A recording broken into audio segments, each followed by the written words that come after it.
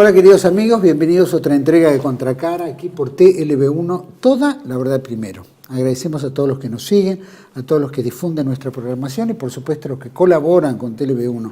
Va todo mi agradecimiento. Quiero comentarles que nosotros estamos transmitiendo a través de nuestra página web, que es www.canaltlb1.com. Y debajo de este programa, todas las redes sociales en las cuales emitimos y nos mantenemos al día. Como siempre lo hacemos, ponemos este programa bajo la protección y advocación de la Virgen de Guadalupe, Reina y Señora, Emperatriz de América, que como siempre decimos, nos ilumine, nos guíe siempre en el camino del bien, la verdad y la belleza. Señores, este programa vamos a tocar un poquito el tema de cómo vive la Argentina, ¿no es cierto? Una crisis política, vemos enfrentamiento dentro del oficialismo, pareciera que la señora Kirchner, ¿no es cierto?, estuviera en un gobierno ajeno, ¿no es cierto?, y no integrara la fórmula con el presidente Fernández. De la misma manera, las internas políticas que existen dentro del oficialismo y también las internas políticas que sufre la oposición. Esto conlleva aparición de nuevos personajes, el caso de Milei y otros que irán apareciendo sobre la marcha a medida que nos vamos acercando a las elecciones del 2023. El tema es que toda esta inestabilidad, obviamente crisis económicas, sin duda la renuncia de Guzmán, la aparición de Silvia Batakis, ¿no es cierto?, como nueva ministra de Economía, trae también estos coletazos que la Argentina vive, ¿no es cierto?, y con esta inflación galopante al mismo tiempo y un dólar que dispara. Pero vamos a tocar un poco el tema político que tiene que ver porque toda esta inestabilidad es la que nos lleva a todos nosotros a estar en una especie de ansiedad, no porque nos importe qué es lo que pasa en el ambiente político, sino porque esto afecta al pueblo argentino y el destino de la patria. Vamos a incursionar un poquito en estas divergencias que hay, qué es lo que está pasando y qué nos esperan los argentinos. Para mí es un gusto compartir el programa con un diputado mandato cumplido, subsecretario de Asuntos Institucionales de la legislatura porteña, y a la vez analista político. Para mí es un gusto compartir el programa con Raúl Padrón. Gracias, Raúl. ¿Qué tal? El gusto es mío, Juan Manuel, te agradezco la invitación. Raúl, evidentemente estamos viendo esto que más o menos hice en la introducción, ¿no? Estamos viviendo un problema constante, ¿no es cierto?, con el oficialismo que tiene estas divergencias entre sí. Parece que Cristina Fernández de Kirchner fuera la oposición al gobierno que está dirigiendo el presidente Fernández y bombardea por fuera. También tenemos toda el ala kirchnerista y toda el ala divergente que de alguna manera se alía temporalmente al presidente como para darle sustento porque todavía tiene oxígeno por un año y poco, si es que llega. ¿Cómo ves esta situación de la crisis política? Bueno, en primer lugar creo que no hay gobierno, ¿no? Evidentemente un gobierno implica otra cosa desde el punto de vista institucional, jurídico y político. Esto es una suerte de collage, si cabe la expresión, ¿no?, para cubrir la voluntad electoral de una circunstancia determinada que fueron las elecciones últimas del 2019. Evidentemente aquí no hay equipo, no hay programa, no hay proyecto, no hay plan económico, no hay tampoco ninguna estrategia de carácter institucional. Esto, los argentinos somos víctimas, decía, de un desgobierno, no de un gobierno, porque un gobierno implicaría, reitero, una planificación, una estrategia de acción de gobierno.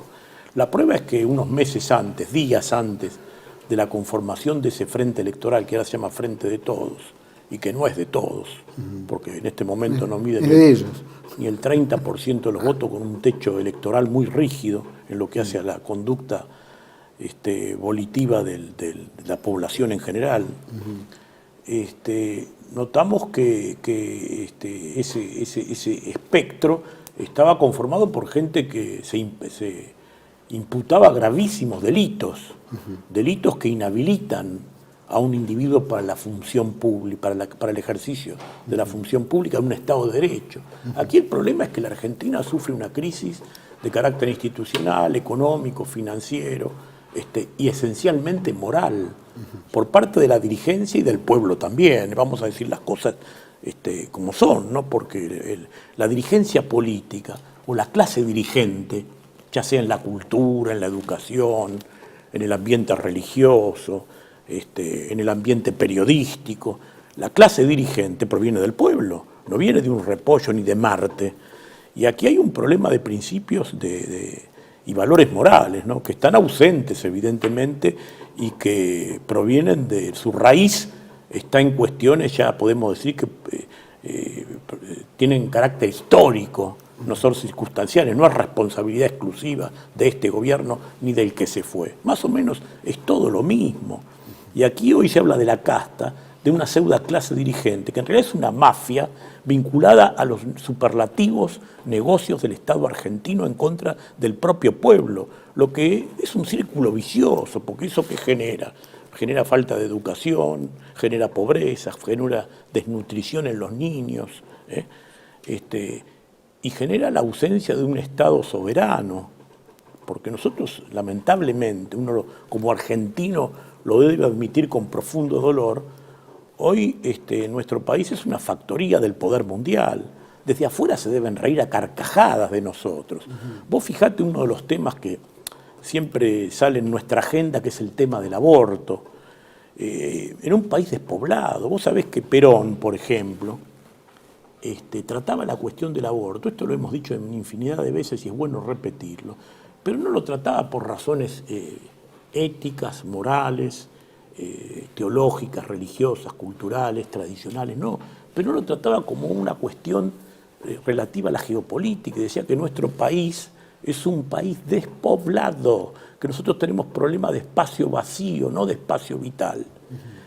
Y a raíz de esto escribió, hay un opúsculo que se editó con el rótulo, si mal no recuerdo, que dice así: urge impulsar una enérgica política poblacional. En el informe del quinquenio del año 50, tanto Perón como María Eva Duarte de Perón, que hoy aparecen en los banners, en la propaganda oficial del desgobierno de todos, con el pañuelo verde. Y vos fijate que hasta en el plan trienal del 73, de Helbar nada menos, hay 3 o 4 páginas dedicadas al decrecimiento vegetativo en la nación argentina, la gravedad de lo que ello implica y las formas para superar esa cuestión. Ahora, fíjate vos que hay legisladores que hoy, en nombre del peronismo, en complicidad con el PRO, con el kirchnerismo, que en su mayoría los dirigentes de ese segmento, dirigentes entre comillas, porque son producto de lo mismo, del dinero, de las conveniencias, de los negociados, de los acomodos y de las órdenes inflexibles que imparten las grandes embajadas. O sea, hablemos en serio este aspecto. Votan en consonancia. Y vos fijate que hay en el sur argentino, por ejemplo, que es el 55% prácticamente del territorio argentino, del territorio nacional argentino, y que está poblado ni por un 8% de la población integral de la nación argentina, los legisladores, a veces ni un habitante cada 2 kilómetros cuadrados, han votado a favor del aborto. Esto pone en evidencia palmaria e incontrastable de que estamos en manos de individuos que son serviles a que, bueno, a la Open Society, por ejemplo, de George Schwarzenegger, más conocido como George Soros.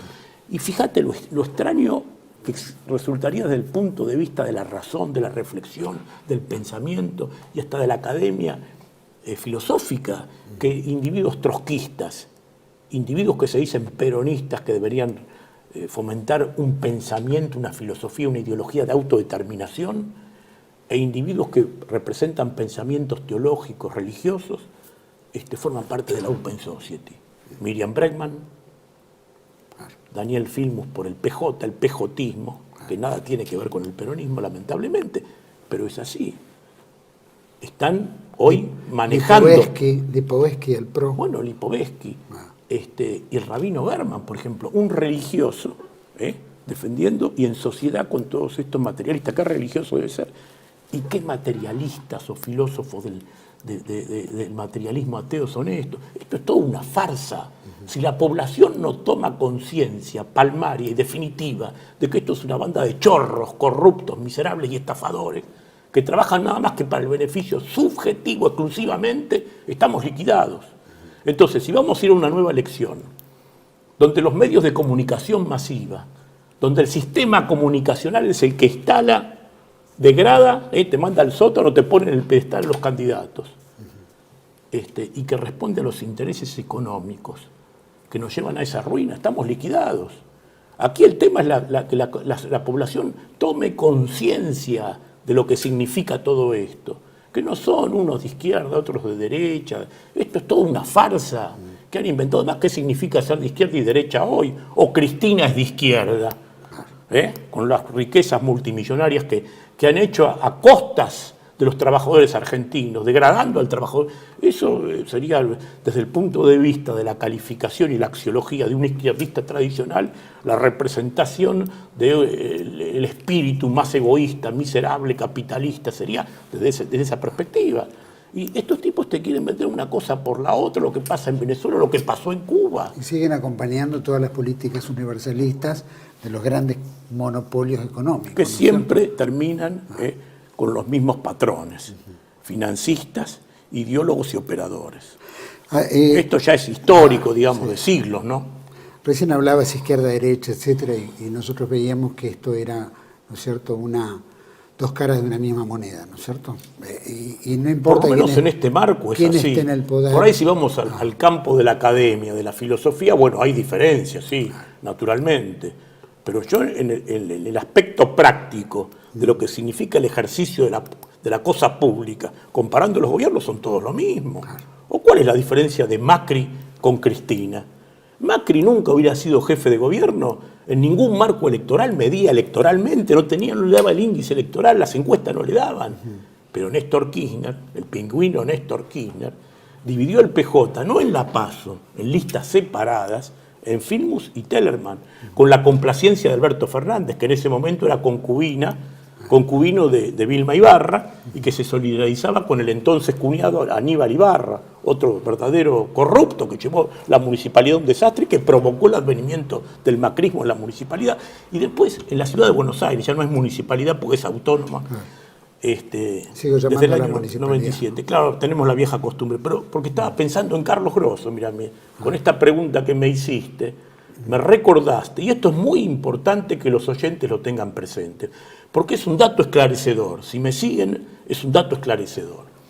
En el 85 apareció Carlos Alfredo Grosso, la renovación peronista, un verdadero delincuente que terminó preso. Yo le hice 8 denuncias penales siendo legislador de la ciudad de Buenos Aires. Una fue la del campo de golf, que por esa terminó también detenido. Cuando lo juzgaba el juez Mariano Vergés, que ya no es más juez tampoco. Grosso, en el 85, decía, apareció como representante de un nuevo pensamiento, de un lavado de cara, de contenido al peronismo porteño, diciendo que era el peronismo nuevo, el peronismo transparente, el peronismo de cara a la sociedad. Bueno, ganó las internas. En mi circunscripción, porque en ese momento la capital estaba dividida en 28 circunscripciones, perdió naturalmente, no pudo ganar ahí. Pero ganó en 25 de las 28. Estaba en el grupo de los 6 renovadores famosos, que eran Manzano, bueno, la gente sabe quién es Manzano, Antonio Cafiero, el abuelo del Botarate que hoy lleva el título, digamos, de canciller, porque eso no es ser canciller, el papel deplorable y triste que está poniendo de manifiesto. José Luis Bordón, que después se borró porque quedó pegado a un expediente de IBM cuando hablaba de ética, socio del Chacho Álvarez y toda la banda de latrocinantes, entre ellos Vilma Ibarra y Aníbal Ibarra, y hoy la Vilma Ibarra, ex concubina en el camino de Alberto Fernández, está de secretaria legal y técnica de la Presidencia de la Nación, con este desgobierno, cuando nunca fue peronista, furiosa, activa, militante antiperonista. Entonces, que me expliquen esto. Pero sigo, había 6. El otro era Menem. Algunos me imputan que yo fui menemista. Yo apoyé a Menem en la campaña electoral, pero al poco tiempo terminé distanciado por los disparates que hizo en su gobierno. Y el único expulsado, esto lo aclaro, aprovecho la circunstancia, del partido por Carlos Menem fui yo, cuando no voté a Argüello presidente del Consejo Deliberante de la Ciudad de Buenos Aires. Que Argüello fue diputado de Macri, fue diputado de Cavallo, igual que Alberto Fernández, fue diputado por el Partido Popular de Patricia Bullrich, la ex montonera Patricia Bullrich, hoy agente del Mossad, y actualmente es el más importante embajador argentino en el exterior porque representa a la nación argentina, a todos los argentinos, frente al Estado más poderoso del planeta, que es Estados Unidos. y fue diputado de Macri. O sea que esta es la contradicción que tienen con Macri. Esto es una farsa. Los negocios son los mismos, los intereses.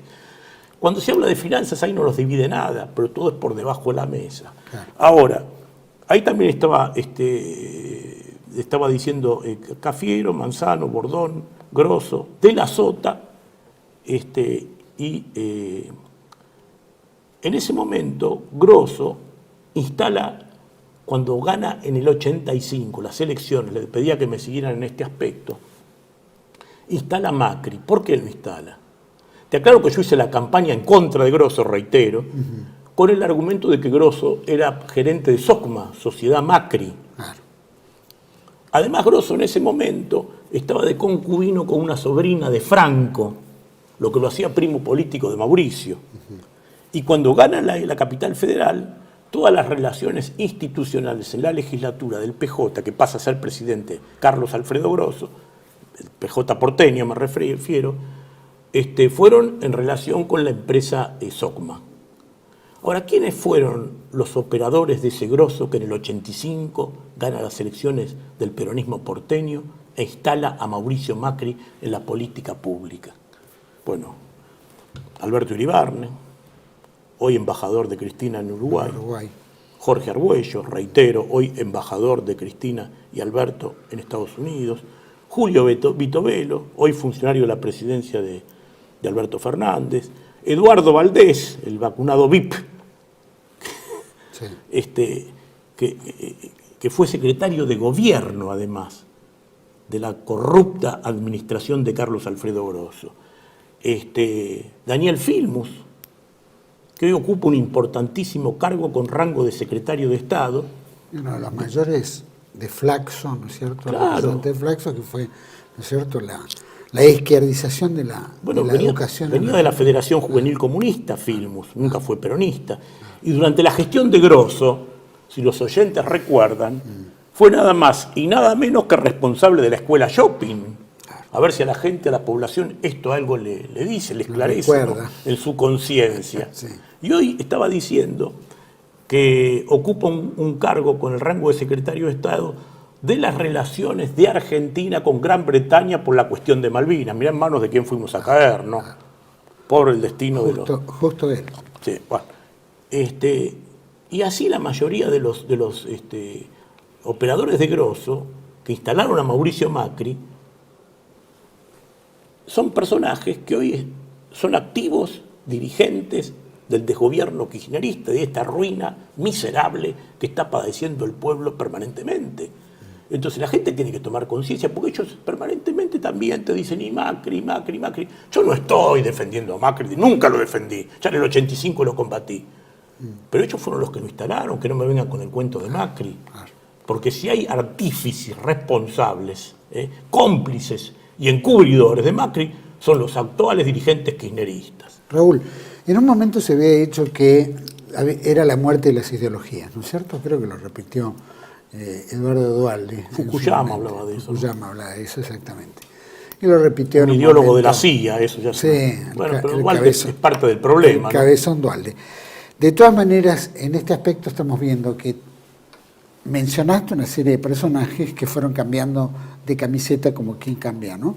En un momento nos alarmó Borocotó, ¿te acordás? Que después se utilizó el término. Si me permitís, el borocotazo se produjo en pleno kirchnerato. Claro.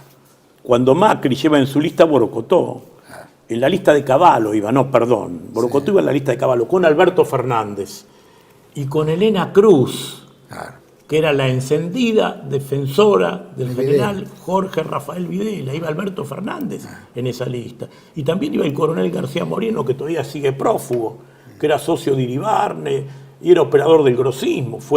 Y después fue presidente de la institución, del Cedronar, perdón. Y hoy está prófugo por 15 homicidios y 15 desaparecidos. Y era del grupo de lo que se autodenominaba como renovación peronista, que no renovó nada, al contrario, degradó todo y especializó y sometió a la estructura partidaria del pejotismo a toda esta ruina de los negocios públicos.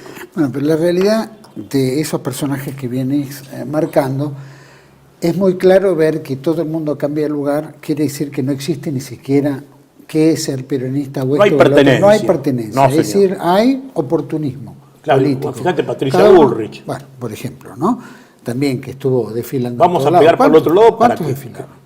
Todos pero además, fíjate, estuvo con De la Rúa, ministro de Trabajo, bajaron las jubilaciones, los sueldos, nos llevaron a la ruina. Fue directora del Servicio Penitenciario Federal con Chacho Álvarez y toda esa cría.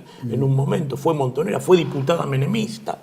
Te digo porque integró por el menemismo la misma lista que integré yo, cuando Herman González fue número 1. En realidad no iba Patricia Bullrich. Patricia Bullrich iba número 10. En el peronismo era una ignota...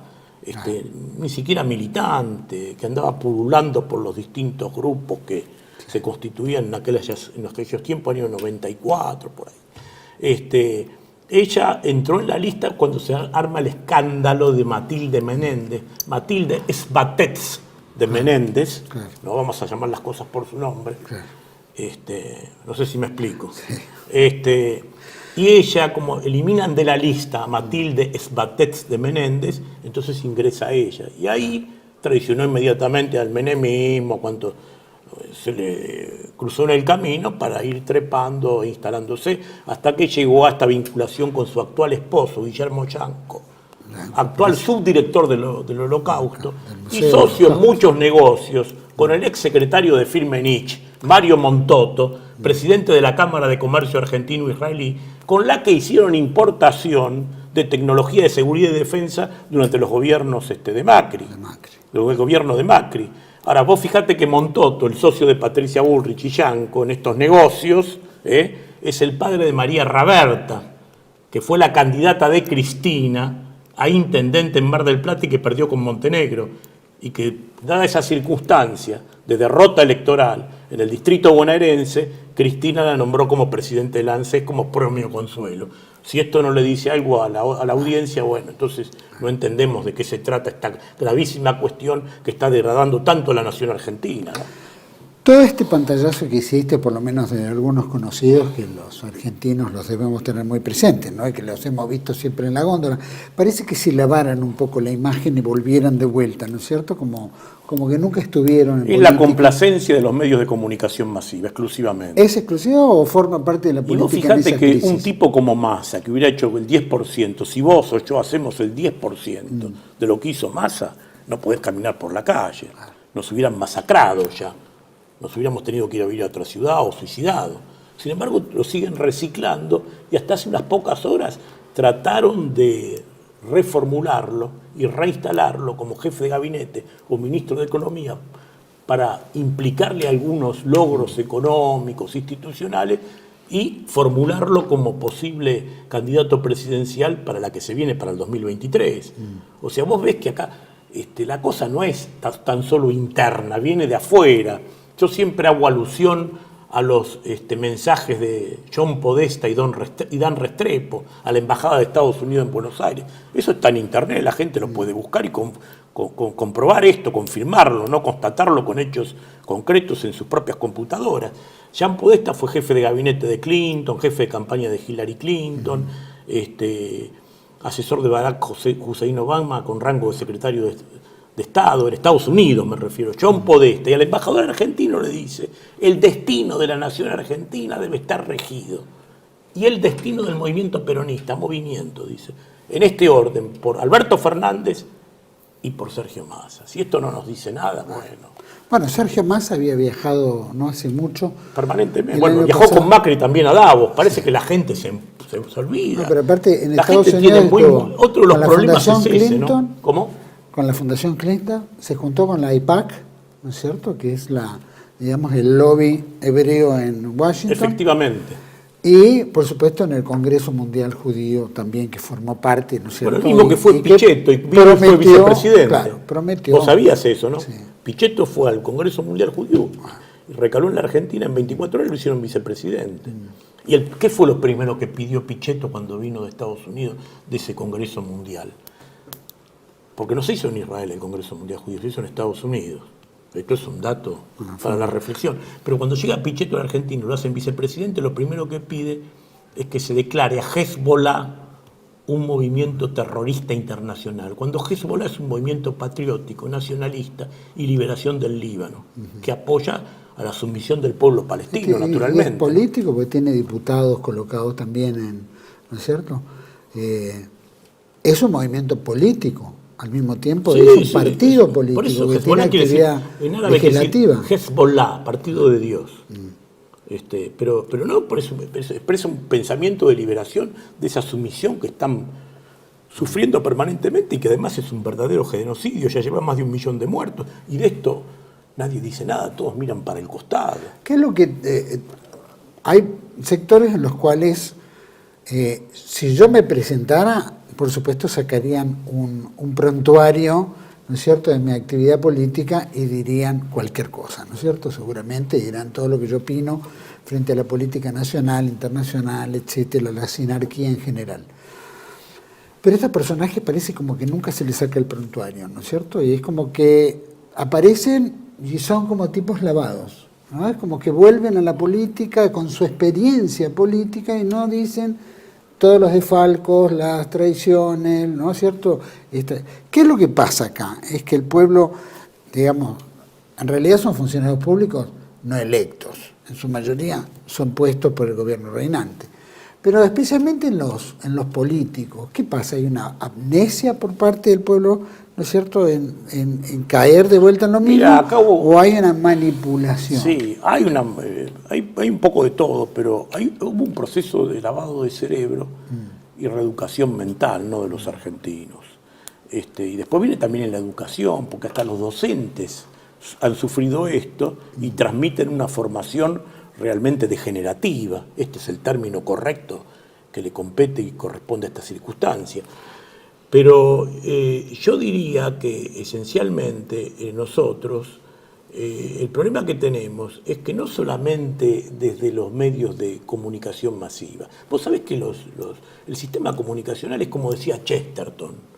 A mí siempre me gusta recordar esto porque Chesterton era un elocuente, además de ser un grande, un sabio, un intelectual, un hombre sólido, ¿no?, moralmente. Y de fe, obvio. Y de una profunda fe. Bueno, esto es lo que le daba la grandeza también a él, era la causa eficiente de la fenomenología de Chesterton.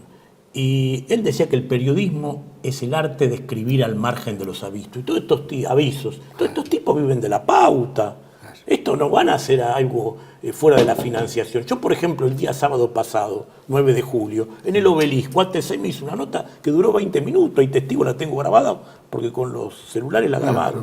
Y yo le dije al periodista, no la va a aparecer. Dice, no va a aparecer. Le digo, no va a aparecer por lo que digo, no hay objetividad. Esto no es prensa, esto es un negocio. Ustedes responden a un canal oficial que es parte de la ruina de los argentinos, porque lo instrumentan para el lavado de cerebro y para esa reeducación mental que yo recién señalaba. Y efectivamente me dijo, a las 20 horas prende lo que estás equivocado. Y prendí a las 20 horas y todavía lo estoy esperando. Ya pasaron varios días. Te quiero decir, acá el problema es ese. Ahora, hay una cuestión que nos ha, por un lado, beneficiado la tecnología, que también tiene sus cosas positivas, así como tiene sus aspectos negativos, tiene sus cosas positivas. Hoy las redes sociales y todos estos canales paralelos, como este emprendimiento en el que sos un poco fundador vos, porque sos el representante primigenio, digamos, en nuestro país, de haber aparecido con canales que no son los oficiales, estatales, que no responden a todas esas estructuras multimillonarias siempre orquestadas a espaldas del pueblo. Y bueno, esto nos da alguna posibilidad porque vamos entrando en la gente a través de los celulares, de las computadoras, etcétera, etcétera. Y esto es lo que no pueden frenar. Si no te hacían como han hecho, por ejemplo, con Facundo Manes, o en su momento Ernequian lo hizo, que lo quería instalar como presidente, y después, como no le funcionó, apareció Milei. Fíjate que Milei, para instalarlo, estuvieron 4 años. Sí. Me acuerdo cuando empezó a aparecer en monólogos, todos monólogos, sin ningún contradictor mediante, y en los más importantes programas, y en horarios puntuales. Entonces estos tipos en un minuto le hablan a millones de personas. Nosotros, los militantes territoriales, ideológicos, que defendemos principios y valores morales, por ahí en un año, hablando personalmente en conferencias y qué sé yo, le hablamos a 5.000, 6.000 personas. Estos en un minuto le hablan a millones. Entonces hay una diferencia abismal. Por eso después los resultados electorales, en un falso democratismo, donde no hay democracia, hay plutocracia. Esto no es democracia, es el poder de la guita, el poder del dinero que define y compra las voluntades de los periodistas, de los comunicadores, de los medios masivos de comunicación en general. Entonces esos son los que inoculan la mentira, porque esa mentira es la que va a de alguna manera convalidar y a legitimar toda esta ruina que estamos padeciendo. Increíble. Vamos a ir a un pequeño corte. Me gustaría que sigamos en este tema porque sin duda nos encontramos en una disyuntiva. Esta disyuntiva es que tenemos un futuro para adelante. Todo lo que estamos hablando es sacar, ¿no es cierto?, el historial de muchos que hoy están en el gobierno pero que vienen del pasado. El tema es la realidad. Aparecen nuevos personajes, pero están vedados otros. Vamos a conversar de eso. Vamos a un pequeño corte y volvemos enseguida con el diputado mandato cumplido, Raúl Padrón. Ya volvemos. Bienvenidos a CEPA, Centro de Estudios del Pensamiento Americano. Nuevo sitio web de cursos de formación en política, filosofía, historia, literatura, geopolítica, religión, psicología y más. Cursos de formación que reflejan el verdadero pensamiento americano. Lo invitamos a elegir el curso de su agrado ingresando en www.cepa.la.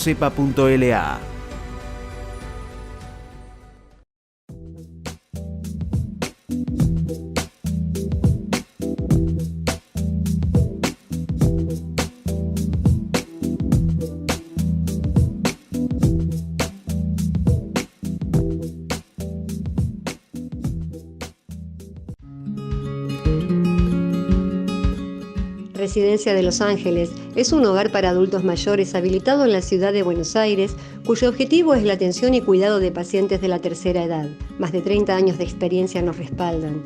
Trabajamos con dedicación para cuidar a nuestros abuelos y así ofrecerles la felicidad y comodidad que ellos merecen. Estamos en el barrio Villarreal, pasaje Francisco Bauzá 2372, casi esquina Tinogasta. Comuníquese con María al 11 61 70 45 38. Los esperamos.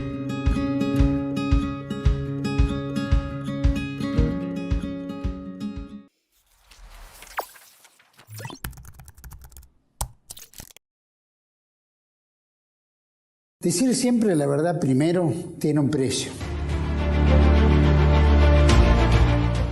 Pero todos los días, en cada programa, en cada reportaje, en cada esclarecimiento, descubrimos que decir la verdad vale la pena.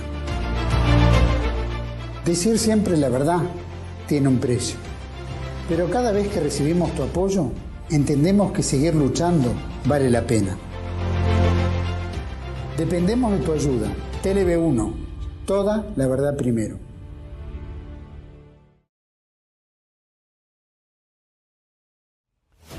El mundo detrás de las cortinas, la historia como instrumento de control de las masas de Samuel Cruz. Un libro que desenmascara los mecanismos de control de las masas puestos en práctica por el Instituto Tavistock en la Segunda Guerra Mundial contra Alemania y contra la humanidad. Disponible en Argentina en editorial Cruz y Fierro. El mundo detrás de las cortinas, de Samuel Cruz. Bueno, estamos de vuelta en este segundo bloque con el amigo Raúl Padrón. Raúl, había quedado medio en el bloque anterior, ¿no es cierto? Hemos visto para el pasado, ¿no es cierto?, todos los personajes que han pasado, que tenemos cada uno su historial, que han desfilado de gobierno en gobierno y que realmente no forman parte de esta decadencia, ¿no? Y que son los generadores de la crisis política, porque son todos subordinados a un poder mundial, ¿no?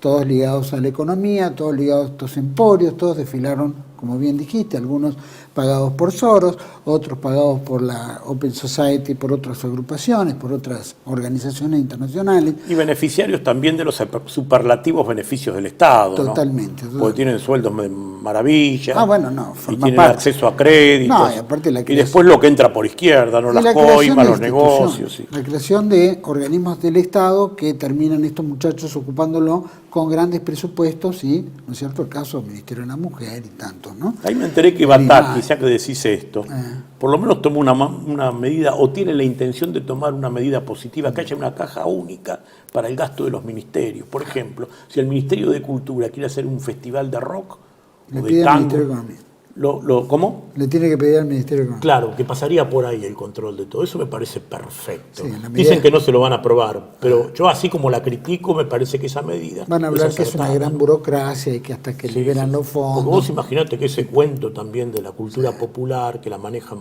para ser negociados, ¿no? Y mantener a sus bandas de corruptos y obsecuentes. Sí. Así que bueno, así como digo lo negativo, digo, esto me parece positivo. Sí, habría cosas Claro que que eso sería... no va a cambiar la naturaleza del Estado, pero Claro. por lo menos una medida que escuché, dije, bueno, algo positivo apareció ahí. en Eso no medio resulta... de esta bueno, masa de estiércol. todo es estatal, pero dentro del Estado empieza a ser un gancho de encierre en un solo ministerio que defina la guita de todos. Claro, que controle esos gastos, ¿no? Que no sean Puede discrecionales. ser bueno o puede ser malo. Esa discrecionalidad es terrible, ¿no? Porque eso Sí, puede ser bueno o puede permite ser cualquier cosa. ¿Vos no te acordás, reiterado, cuando le mandaba a Marrón Glacé un Rolex combinado a su novia, que después fue su esposa, Ivana Pajés, y después reiterado terminó siendo presidente de Banco Central, precandidato a ministro de Economía, que gracias a Dios no, y tantas otras cosas, otro trashumante ideológico, porque estuvo en todas, no estuvo en el menemismo, Sí, sí, estuvo sí, con los bueno, liberales, con la UCD, con los kirchneristas, Pero los economistas, por lo antikirchneristas. general, como la góndola de los economistas son tan pocos, giran siempre los mismos, ¿no es cierto? Y si había Hay algo una que... secta de economistas, Sí. ¿no? Y si había algo que se determinara, no importa quién esté en el gobierno, lo importante es quién está en el Ministerio de Economía. Y hemos visto desde Martínez de Oz en adelante que el Ministerio de Economía ha tenido muchachos que han ido reciclándose gobierno tras gobierno, ¿no es cierto? Parece una frase de Daniel Marx, Rothschild, tantos hecha en la otros, Argentina, bueno, ¿no? Eso. ¿no es cierto? Y todos estos muñecos que de alguna manera son subordinados a esa política económica mundial, sea porque el Fondo Monetario prestó el dinero, o nos endeudamos, o estos clubs como el de París y tantos otros que son los que recomiendan muchachos. O los acreedores que dicen, quiero tener a este muchacho en el Ministerio de Economía que va a hacer los deberes para que nos paguen a nosotros. El caso de Guzmán y seguramente será Batakis. Pero la realidad es que, Bueno, Batakis trae un antecedente de la provincia de Buenos Aires nefasto, ¿no? por ejemplo, bueno, ahí tenés. Pero por eso Podríamos digo, hacer un se programa sobre ese tema. Se premia en general y vuelven lo mismo, porque en realidad mientras cumplan... Con otro farsante corrupto, que no hay que dejarlo pasar, porque este sí es un superlativo miserable que ha hecho un gran daño al país y que sigue apareciendo, un tipo absolutamente falso, insustanciado, trucho, mentiroso, hueco, Daniel Scioli. Ah, bueno. Una cosa, un miserable de Shorts. espíritu. Daniel Shorts. Yo nunca me olvido de cuando fue candidato en el 97, era candidato a diputado y le llegó la orden del juez para hacerse la prueba genética de reconocimiento de su hija, que ya tenía 18 años, la que después reconoció y exhibía en las campañas electorales. Sí. Hizo la última campaña presidencial del 2015 con Karina Rabolini como su esposa legítima, decía que se había vuelto a casar y en realidad ya estaban separados y ella está viviendo con otro tipo. Eso es un delito contra la fe pública, es una defraudación moral.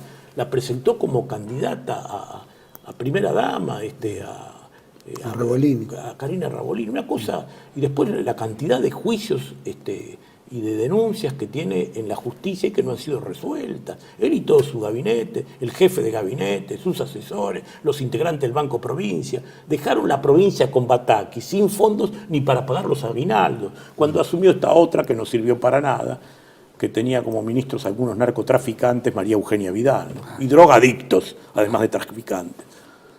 Eso fue lo que hizo que fuera a vivir a una base militar. A una base militar, exactamente. Bueno, no rompió lazos, aparte hay que acordarse que la madre Vidal integraba la Junta de Mesa de Dinero. Con el señor Beraja. Beraja y Abruj, claro. Que fue secretario de Claudio Abruj, secretario de Estado de Derechos Humanos. Derechos Humanos del gobierno de Macri. Con Macri. Y después lo encontraron con las cuentas offshore, que él dijo que representaba la Night Beat, que es la masonería judía. Exacto. Así que yo lo conozco personalmente porque los he tratado. Una banda de operadores del enemigo, ¿no? Claro. De factores de carácter internacional que degenerativamente actúan sobre las estructuras políticas nativas, que son complacientes con el poder en razón de beneficios de carácter material y económico. Raúl, antes de ir a la pregunta que dejé en el bloque anterior, que era que nos espera para el futuro, nosotros entendemos que el mundo está sellado en dos grandes corporaciones, BlackRock y Vanguard Group, ¿no? Que son dueñas a su vez de otras 19 empresas, 18 empresas, que son las que manejan prácticamente todo lo que se consume en el mundo. Todo lo que utilizas a diario, sean telas, tecnología, alimentos, ¿no es cierto?, etcétera. Así es.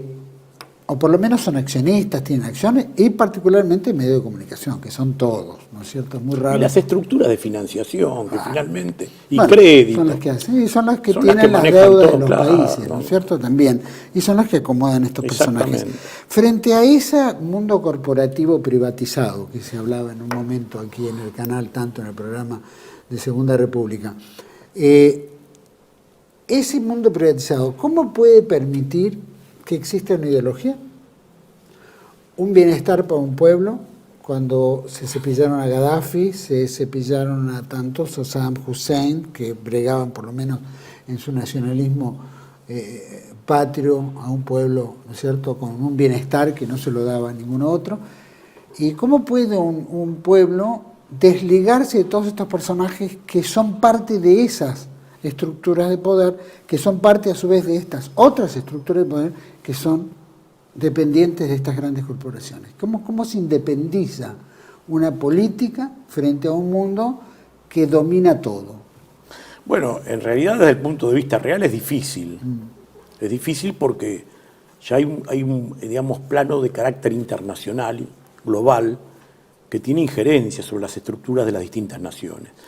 Y la tendencia en este mensaje que vos muy bien señalaste, sintéticamente, muy bien lo has señalado y resumido,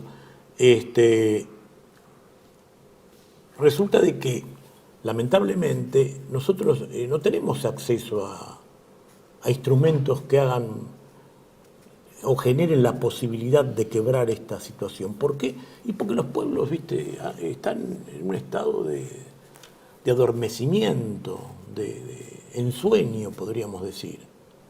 No es como en otros momentos y circunstancias en que había una población activa, militante, comprometida. Hoy la gente, cuando vos abrís un local político, te pregunta qué hay, si me conseguís un contrato. O sea, el estigma hay una preventa, ¿no?, que el estigma degenerativo y la falta de credibilidad en la clase política, que es legítima y bien fundada, hace que también duden de uno. Claro. Entonces la gente no tiene por qué, viste, saber o conocer las razones íntimas de los que aparecen nuevos y denuncian esto. Esto está todo orquestado para que no funcione, para la desintegración. ¿Qué es la globalización? La negación de las nacionalidades. ¿Qué es el nuevo orden mundial? ¿Qué fue la nueva era de Acuario? ¿Qué fue Marilyn Ferguson? Esto no viene de ahora, viene de hace más de un siglo que se viene reformulando el planteo del nuevo orden mundial desde una perspectiva totalmente ajena al criterio de nacionalidad y nacionalismo. Por eso la condena al nacionalismo. El patriotismo y el nacionalismo son una virtud. No solo para nosotros, debería serlo para todas las culturas y comunidades.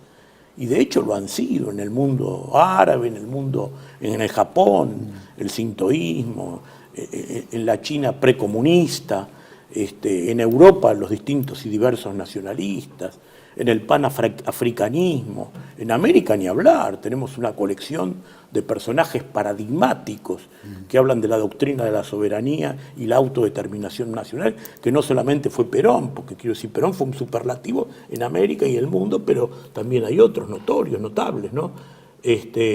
Vos te acordás de Perón con sus diálogos con Getulio Vargas, Ibáñez del Campo y tantos otros que había una perspectiva, claro, de plantear las cosas desde otro ángulo. La cuestión es que hoy, frente a ese esquema que vos muy bien señalaste sintéticamente, te reitero, es muy difícil combatirlo porque el bombardeo permanente, cultural y estructural de las instituciones mal versadas por los desgobiernos corruptos y complacientes, hacen que a nosotros nos cueste llegar. Los únicos medios que tenemos son estos, por ejemplo, en este caso, y son muy limitados en relación a la macro divulgación de todo este sistema multimillonario al que nosotros no llegamos ni a la suela de los zapatos.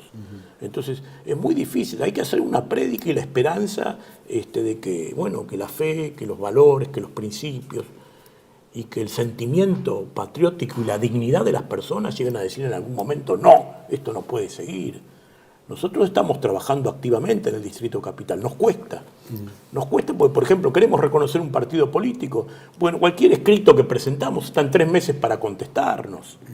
Nosotros llevamos fichas, nos piden fotocopia de documento, a los tradicionales van con la ficha sola. A nosotros nos investigan la ficha, a los tradicionales no. Quiero decir, acá no hay poder judicial tampoco en la Argentina. Es otro de los puntos que no hemos tratado, pero que es esencial. El poder judicial es el tribunal de disciplina de una nación, donde no hay tribunal de disciplina ni norma a cumplir, y bueno, piedra libre, vale todo, que es lo que nos pasa a nosotros. Entonces no hay castigo, no hay premios, no hay nada. Es toda una imagen de decadencia y ruina. Entonces es muy difícil a un pueblo que está padeciendo de manera ininterrumpida y permanente ese clima de degradación, pedirle tampoco respuestas contundentes en contra de algo que a veces no puede determinarlo porque carece de la información necesaria. Yo a veces hablo con las personas, muchos de gente sufrida, necesitada, gente que son verdaderas víctimas de esta ruina, y te salen con el cuento de que Macri, de que el otro. Yo no estoy defendiendo a Macri ni lo defiendo. Primer error de ellos. Claro. Segundo, que la causa eficiente de Macri han sido los kirchneristas. Sin kirchnerismo no hubiera habido macrismo. Entonces, hay toda una ausencia de razonamiento lógico en el pensamiento colectivo de la comunidad que nos lleva a estas conclusiones electorales erráticas y que generan una suerte de cadena, de círculo vicioso, que no se le puede encontrar la solución. La única forma que yo entiendo que nos puede llevar a una superación de esto es el compromiso de las fuerzas nacionales, patrióticas, por más minoritarias que sean, y bueno, salir a la lucha y a la denuncia pública, a la presencia activa. Yo a todas las manifestaciones que he ido en contra de toda esta corruptela te he encontrado a vos, a tu hermano. Hay muchos que los veo pulular por los medios y que los veo también rasgarse las vestiduras, pero no aparecen. Eso es grave. Acá nos tenemos que comprometer todos y cada uno de los argentinos que conocemos esta ruina, que sabemos dónde están los responsables y que tenemos alguna respuesta para proponer, para poner sobre la mesa. Y yo creo que ahí hay un derrotero de salida. De lo contrario, y bueno, vamos inexorablemente por el tobogán a la desintegración definitiva, que es lo que está buscando el poder mundial. Está pensando en la Patagonia, está pensando en el litoral, está pensando en un noroeste independiente, como ya lo han dicho algunos gobernadores, claro. Rodríguez Sá, Uñac, Morales, se han hablado de esto. Así que no es tampoco producto de una imaginación acalorada. Claro, nosotros estamos viendo, obviamente, como bien planteás, muchos frentes, ¿no es cierto? Es como que el pueblo argentino ha recibido cachetazos de todos lados. Estamos hablando del aborto, la eutanasia, el narco, el crimen, la desorganización, la inseguridad, la pobreza, la inseguridad, todo lo que implica. La crisis habitacional. Todo. Un tipo que se cría en una letrina, no se le puede pedir mucho, demasiado. No, y aparte han sido gobiernos... La desnutrición que decíamos al principio. Gobierno tras gobierno que ha alimentado más la pobreza, porque, ¿no es cierto?, la indigencia, no han creado empresas, no han creado fábricas, no han creado, ¿no? Importamos de China, se denosta las áreas productivas, el campo, ¿no es cierto?, fábricas, el pequeño y mediano comerciante que quiere abrir algo. Cuanto más pobreza, mejor. Más fácil someter y dominar al pobre que esa tiene pobreza, la autodeterminación de poder manejarse. Nosotros lo vemos, o por lo menos de nuestro sector decimos, es el oportunismo político para tener la dependencia del votante, ¿no? Eso es así, te explico, o es una orden mundial para vivir del salario universal, que el hombre no trabaje, que mañana todo sea transhumanismo mecanizado de tal manera que el hombre pueda ser descartable en 2 minutos, pero que temporalmente se sienta que va a recibir un salario universal. Esa puede ser la intención definitiva, pero la intermedia es esta, la pobreza generalizada para dominarlo. Porque no olvidemos que en el camino, digamos, un poco el elemento esencial de ese poder mundial es el decrecimiento vegetativo. Claro, hoy tenemos prácticamente en el mundo 8.500 millones de habitantes, dicen 8.000 y creo que son 8.500. Ellos lo quieren llevar a 500 o 1.000 millones de habitantes. Ahora, yo le invito a la audiencia a que investigue los nombres y apellidos y la proveniencia de las familias que hacen esos planteos, históricamente y actualmente sobre todo. Y después que saquen sus propias conclusiones, para qué lado funciona esa pseudoestrategia poblacional. Recién decías, bueno, hay que terminar con todo eso. Nosotros vemos que hay dos sectores que va a costar mucho desligarnos en la Argentina, ¿no? Aunque aparezca un Milei, poco tiempo hemos visto que Milei es la chicholina. Claro, es más de lo mismo. Es simplemente una afrenta al sistema. Mucha gente lo quería votar, o lo votó, porque fue como con la chicholina cuando apareció esa porno star en suiza en Italia, que era suiza, no era italiana, Ilona Staller, y la gente la votaba porque era como escupir a esa democracia trucha, mentirosa, era como burlarse, era como defecar en ese democratismo chato y mentiroso y corrupto y decadente. Entonces votaban a la chicholina. Te voto la prostituta de las películas pornográficas. Claro. Y acá hicieron lo mismo con Milei. Es el chicholino argentino, Milei. No tengas ninguna duda, porque Milei no resiste ningún análisis. Por eso. Yo lo hablo de él como muchos otros que están en la Cámara de Diputados, Cámara de Senadores. Bueno, no hay diputados, Juan Manuel, no hay diputados, porque las listas son hechas a dedo. Esos no son representantes del clamor popular. No ha habido internas en los partidos políticos. Son los amigos de Cristina, igual que los legisladores porteños, los amigos de Fernández, los amigos del Coti Nocilia, los amigos de Lustó. Estos no son representantes del pueblo. ¿Me explico? Y son las únicas listas que tienen posibilidades, porque la justicia electoral es complaciente con eso. Simplemente que esa es la cuestión.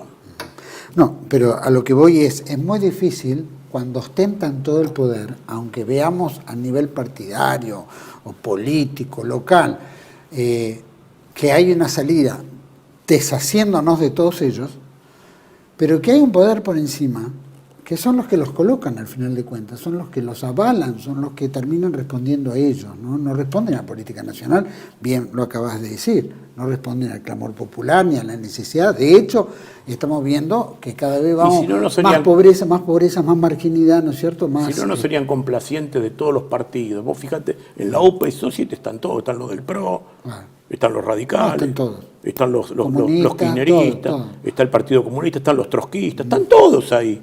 Es el poder del dinero, es la plutocracia. Es lo que decía Perón, esto no es democracia, es plutocracia. Si no, es el poder del miremoslo dinero. A Hugo Sigman, por ejemplo. Pero ni hablar. Vos fijate Sigman, por ejemplo, el caso de Sigman, un militante del ERP. ¿Qué fue el ERP? A ver, la gente si tiene conocimiento. Casado con Silvia Gol, la hija del tesorero del Partido Comunista, que formaba el directorio que fundó Victorio Colodvila, que eran los negocios del Partido Comunista, que hasta trajeron la Coca-Cola a la Argentina. Y vos fijate, Sigman, ahora con la AstraZeneca. Bueno, tenían su banco, ¿no? Era Credit Corp, no era también con Heller. No, con Carlos Salomón Heller. Que eran del partido. Que a mí una vez me dijo que Perón era un malparido, un tipo que era antiperonista, ahora es presidente, fíjate vos, suerte que lo mencionaste, es presidente de la Comisión de Hacienda, nada menos, de la Cámara de Diputados de la Nación. En representación llegó ese cargo del Partido Justicialista, un tipo que decía que Perón era un malparido. De un partido que viene de la Unión Democrática, de la Revolución Libertadora, y que estuvieron con Videla por la cuestión del boicot cerealero a la Unión Soviética, en la época de Martínez Dios, que Martínez Dios no adhirió y ellos apoyaban a Martínez Dios y a Videla. Entonces te quiero decir, esto es una ruina. Ahora, el que no toma conciencia con toda esta sobreabundancia de antecedentes históricos y políticos, y bueno, estamos jodidos entonces, ¿no? Es realmente grave y preocupante. No se espera vamos a tener elecciones. No soy muy proclive a las elecciones ni al mundo democrático. Yo a esta altura del partido, por cómo están todas las condiciones a nivel político, es así. O por lo menos es lo que vislumbra. Y creo que el pueblo argentino ya está harto, está asqueado, ¿no? Porque no puede cambiar nada, son rehenes. Tal vez rehenes, muchos subordinados a eso, otros rehenes.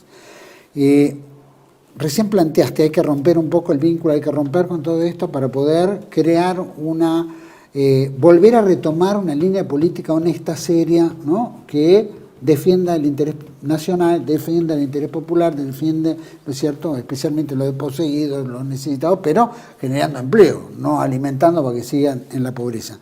Liberándolos realmente Liberándolos. de ese drama existencial. Totalmente. Porque si yo le doy un subsidio, el tipo va, se lo gaste, al otro día está muerto de hambre otra vez. Y no tiene solución para su vida. Bueno, para es la sus idea, hijos. No tiene vivienda, no tiene educación, no tiene salud, no tiene un carajo. Que me disculpen la expresión. No, totalmente. Bueno, pero para ir cerrando, ¿cómo podemos hilar, ¿no es cierto?, poco a poco, especialmente en el campo nacional? O Bueno, el el compromiso público con la militancia patriótica, no hay otro camino. Es el único camino, tomar conciencia y aprovechar estos medios como este, que tan gentilmente vos, que reitero, sos pionero en esto, has sido un verdadero maestro, debo reconocerlo en esto. Y hay que decirlo también, hay que estimular a nuestra gente. Y después de tantas improperios, maldades, falsas denuncias, descalificaciones infundadas que ha sufrido, ha sido verdaderamente un héroe en esta lucha mediática y ha sido un pionero porque después todos te imitaron a vos. Yo veo que aparecen muchos, pero siguieron este camino. Y esto es esencial, que la gente tome conciencia, que tomemos contacto, que empecemos a establecer redes de comunicación y a comprometernos públicamente en esto de la militancia patriótica, para terminar con toda esta ruina. No hay otro camino, no nos queda otra. Vamos a poner un contacto tuyo para que este llamado que haces a todos surte efecto y veamos qué reacción. Cómo no, hay, con mucho gusto. Raúl, te agradezco muchísimo por todo. Yo te agradezco a vos, Juan Manuel. Siempre es un gusto estar contigo en tu programa y poder transmitir nuestra lucha, nuestras preocupaciones existenciales, que creemos que son las preocupaciones de todos los argentinos de bien y nacidos, ¿no? Bien nacidos y con intencionalidades patrióticas. Así que te reitero mi agradecimiento permanente. Gracias a vos. A todos ustedes, queridos amigos, obviamente acaba de plantear claramente Raúl Padrón, ¿no es cierto?, un escaneo de los miembros políticos del hoy que van, ¿no es cierto?, como bien se decía en una época, era una calicita, ¿no?, una puerta giratoria, van, vuelven. La realidad es que estamos en un mundo muy complejo, ¿no?, globalizado, con fuertes corporaciones internacionales. Esto viene de hace muchos años, obviamente lo planteaba él, pero también viene, ¿no?, de cuando empezaban en la época, ¿se acuerdan? Que decían, bueno, hay que privatizar porque todo lo del Estado tiene que salir de la mano del Estado, todo lo que sirva lo sigue el Estado, todo lo que no hay que privatizarlo, y en realidad era el estímulo y también degradar a las empresas públicas para que se privatizaran. Hubiera un justificativo de privatización. Esas privatizaciones que fueron cambiando en mano, fueron pasando, ¿no es cierto?, con algunos dueños locales, otros con empresas internacionales, en fin, o algunas estatales de otros gobiernos, otras con empresas privatizadas, pero que en poco tiempo fueron mutando y se transformaban en corporaciones internacionales. Lo hablamos de los medios, hablamos de las empresas, prácticamente todo, ¿no?, lo que tenemos en la Argentina fuera de la pequeña y mediana. Entonces, cuando uno ve que hay 19 empresas en el mundo que son dueñas de todo, ¿no es cierto?, inclusive de las grandes corporaciones que venden cereales o todo lo que estamos viendo en general, y vemos que son dueñas BlackRock, Vanguard y 19 empresas más, y aparte las deudas externas de los países, más los organismos internacionales que prestan la plata de ellos también. Y toda esta arrufa, vemos que pareciera que estuviéramos sumergidos en un mundo que no podemos salir, ¿no es cierto?, que está todo minado, que no tenemos destino, que es verdad que son dueños de todo y que todos los gobiernos democráticos que hemos vivido desde el golpe de Estado de 76 en adelante fueron todos contribuyentes a alimentar a esas 19 empresas o 2 grandes empresas como usinas del mundo, alimentarlas con todo nuestro patrimonio, ¿no es cierto? Y todo eso fue a parar en esas grandes corporaciones. Hablo de lo nuestro como hablo de todos los países, ¿no?, porque era una onda mundial. La época de Reagan había que privatizar, etc. Y eso nos sumergió a despojarnos de los sectores productivos importantes en la Argentina para pasar a ser dependientes de estas grandes corporaciones internacionales. ¿Qué es lo que vamos? Que nos han desposeído de todo.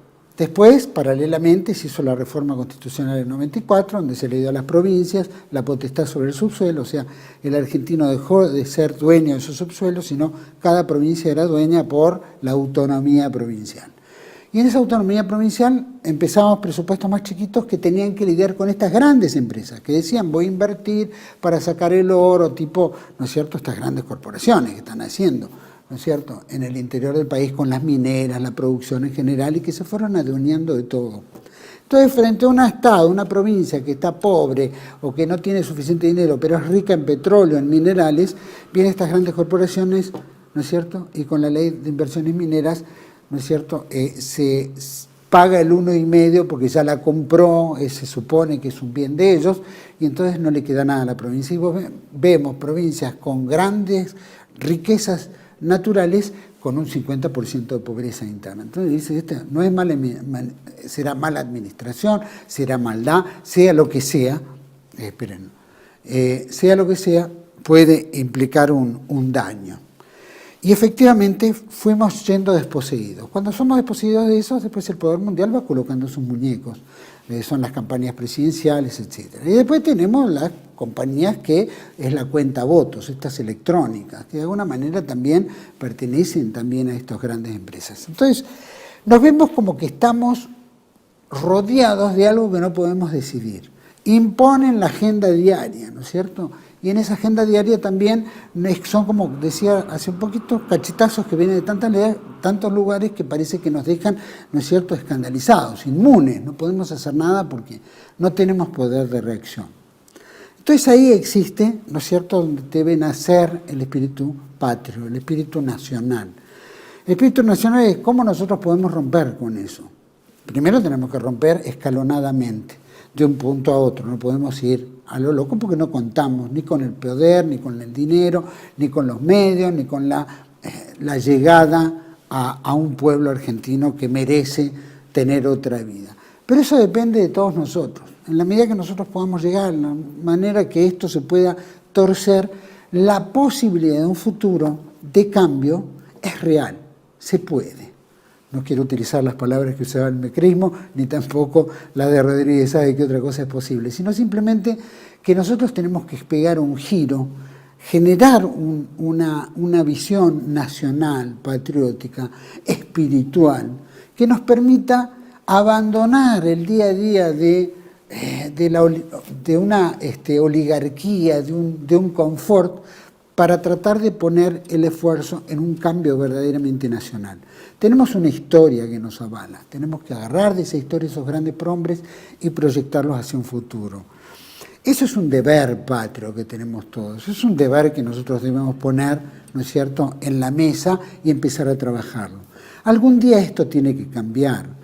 Hay índices y predicciones, ¿no es cierto?, de grandes hombres, Don Orione, Solari Parlavicini, que algo es posible y que algo va a ocurrir porque un cimbronazo es real. En otros países ocurre, Sri Lanka, en otros están dando testimonio de que el poder local puede terminarse y el pueblo puede volver a tomar ese poder.